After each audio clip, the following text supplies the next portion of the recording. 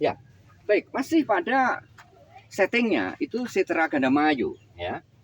Jika pada relief panel yang pertama Ranini atau Durga itu masih belum tampil karena masih ada di dalam biliknya.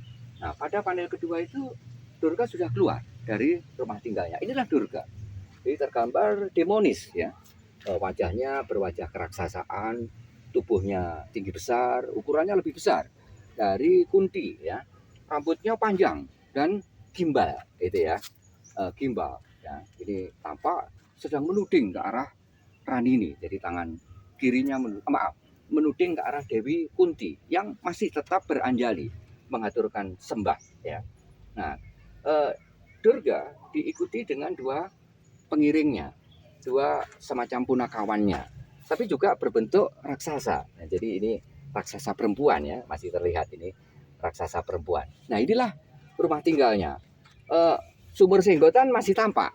Begitu juga altar pemujaannya masih tampak, termasuk juga gapuranya. Nah, jadi Randini keluar eh, untuk menemui Dewi Kunti, dan Dewi Kunti menyatakan maksudnya bahwa memohon agar Dewi Durga atau Ranini atau Bhagawati itu bersedia membantu pihak Kurawa. Nah, maaf, pihak Pandawa. Jadi putra-putra Dewi Kunti. Nah, tapi ada syaratnya. Syaratnya eh, Durga mau membantu pihak Kurawa, membantu Kunti apabila salah satu anaknya, dan yang diminta itu adalah anak terakhirnya. Ada dua anak terakhir dari pihak Pandawa yang kita kenal dengan Pandawa 5 itu, yaitu ada si kembar ya, Nakula dan Sadewa atau Sahadewa.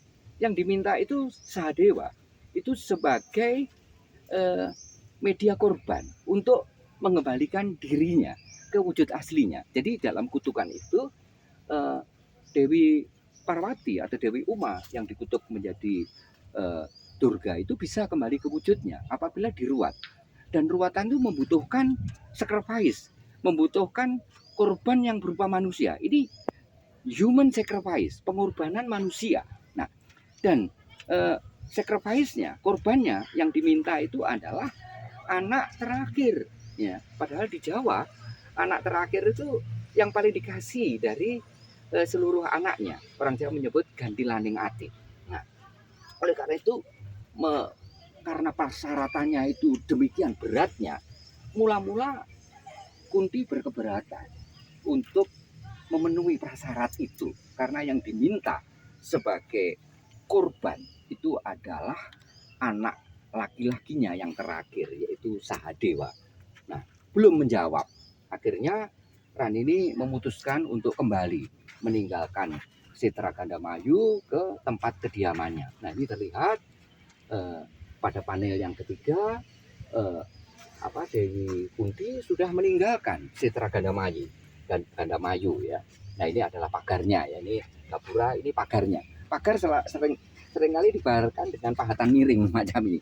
Ini bagian dalam, ini bagian luar. Nah, terlihat di sini Dewi Kunti berjalan dengan pikiran yang kesana kemari ya, karena ada yang membantu, Durga mau membantu, tapi prasyaratnya sangat berat. Nah, dia bimbang apakah anaknya di fix untuk dijadikan korban atau tidak. Nah, dalam kebimbangan itu, inang dari Dewi Durga, yaitu Nikalika, ini yang di belakang ini ya, itu kemudian, nah ini digambarkan dalam posisi miring ya. Ini posisinya miring, ini Kunti di sini posisinya miring. Ini maksudnya adalah merasuki. Jadi merasuki hati Ranini yang masih gampang, masih ragu-ragu, agar dengan merasuki hatinya itu kemudian Dewi Kunti, bukan Ranini, Dewi Kunti kemudian mengfikskan, ya udah anaknya yang terakhir dijadikan sebagai korban. Nah, setelah dirasuki oleh Kalika ini, maka Kunti memutuskan untuk menjadikan anaknya terakhir sebagai korban. Ya, berikutnya kita akan lacak panel pada dinding sisi selatan. Ya, dan